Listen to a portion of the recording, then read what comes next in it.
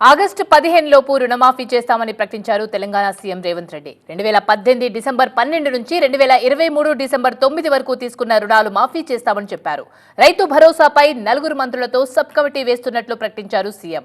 ఎవరికి ఇవ్వాలనే విషయంలో రైతు సంఘాలు, రాజకీయ పార్టీల నుంచి అభిప్రాయాలు తీసుకుంటుందన్నారు. జూలై 15 లోపు కమిటీ రిపోర్ట్ ఇస్తుందన్నారు.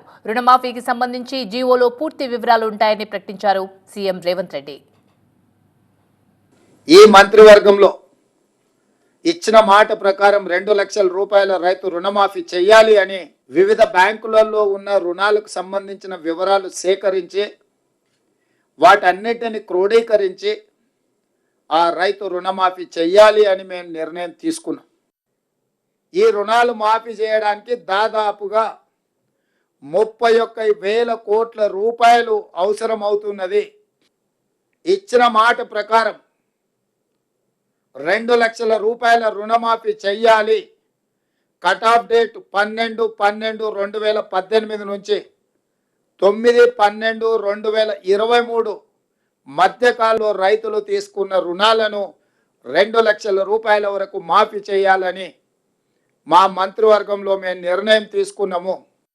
రైతు భరోసా నిధులు ఖాతాలో పడాలన్న ఆలోచనతోని మా మంత్రివర్గము స్టేక్ హోల్డర్స్ అందరితో చర్చించడానికి ఒక నివేదికను తయారు చేయడానికి మంత్రివర్గ ఉపసంఘాన్ని నియమించినము. దానికి ఆర్థిక మంత్రిగా ఉప ముఖ్యమంత్రిగా ఉన్న బట్టి విక్రమార్క గారు నాయకత్వం వహిస్తారు.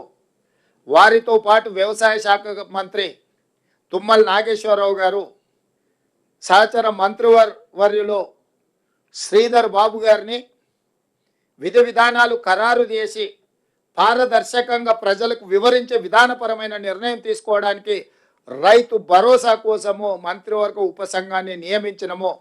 ఆ అర్హులు అనర్హులకు సంబంధించి విధి విధానాల మీద పూర్తి స్థాయిలో చర్చించినము. నియమ నిబంధనలు అన్నిటిని కూడా మంత్రివర్గం ఆమోదించింది.